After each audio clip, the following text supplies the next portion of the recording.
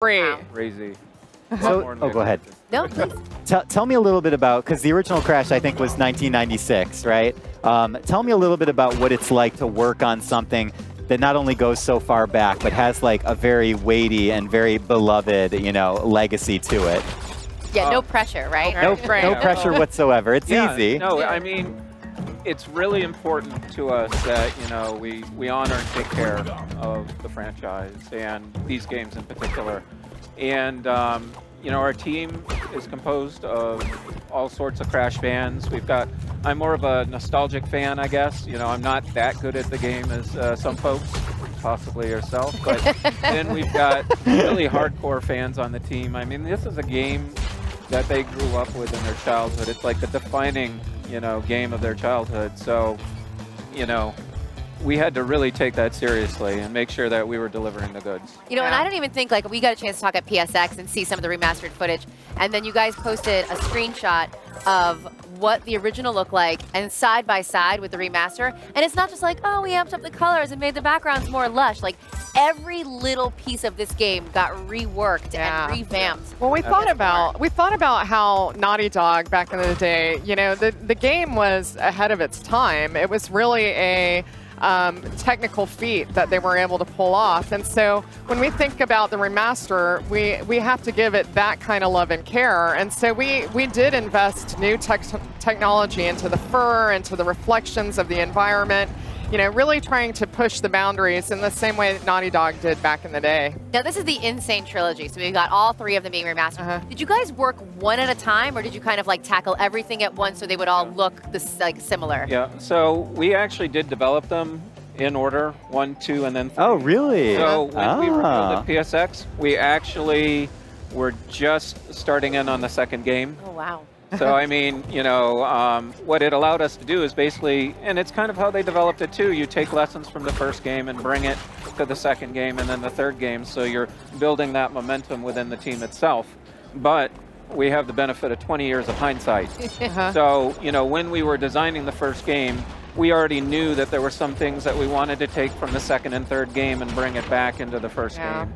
So, we tried to make sure they still felt cohesive, even though we were developing them one at a time. You're going to just get to the end of the third one and be like, you know what, we got to double back again and do more on the first one again. There was definitely some lessons learned, even from the Naughty Dog side. I think that we took back, you know, certainly mechanically the way it felt. You know, we wanted to bring the best of what was there all the way through the earlier games. So. And I don't. Oh, sorry. And I don't think people even expected it to look this good. I think that's one of the most fun reactions that I see in the community is people being like, "Oh yeah, they're remastering Crash, cool," and then they see the footage and they're like, "Oh my god, are you serious?" There was so much care in the soundtrack, and you guys even got some of the original actors to come back and do the voices. Absolutely. I don't think anyone expected that.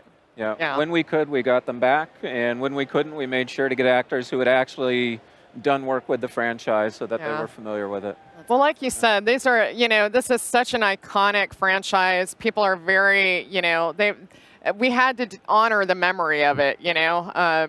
People would catch everything. I mean, I got people sending me tweets about, you know, that Wumpa Fruit collection sound, not quite right. Can you? Oh my gosh, really? Yeah.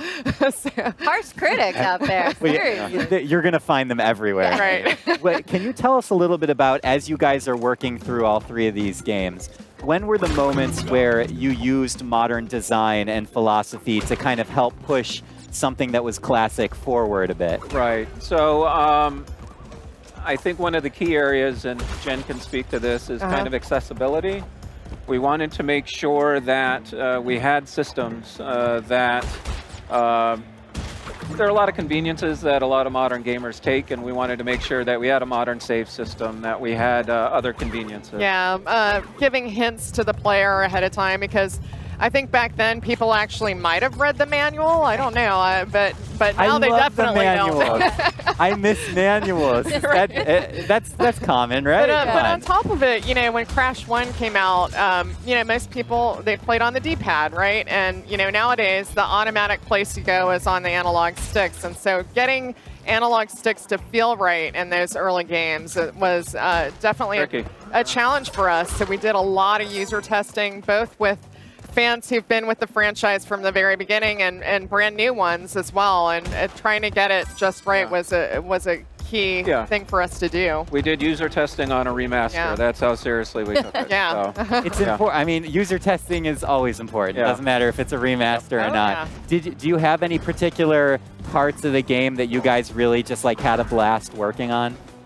Oh, absolutely. I think even though it was daunting, one of the team's favorite areas to work on were death animations. I think that's where really a lot of Crash and now Coco's, personality starts to shine through. And yeah, there are so many different ways to kill Crash in this game. And I think Crash, at least himself, has over 100 death animations in the game.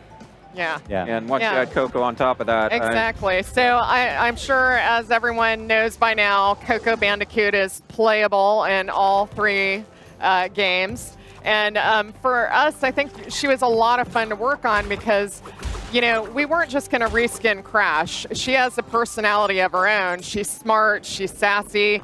She's got a little bit of attitude as well, but in a different way. And so she really doesn't like to lose. She has a camera phone. Yeah, she's got a camera phone. She has to do selfies. She's a modern worker. Exactly. So we, the team was able to have a ton of fun just creating all new death animations and just fun things around Coco and creating that personality. You guys created specifically, like totally outside the box from the original that you were like, you know what, we want to do something completely new and add it in, or did you try and really stay with what the setup was originally? Well, our major goal was to really just deliver the nostalgia and the feeling of the originals. But Coco, I think, is one of those large features that the team was just super passionate about. We actually didn't have time in the schedule for her. Maybe there'll be another one then out there. Yeah, we'll see. No hints. No hints, I know.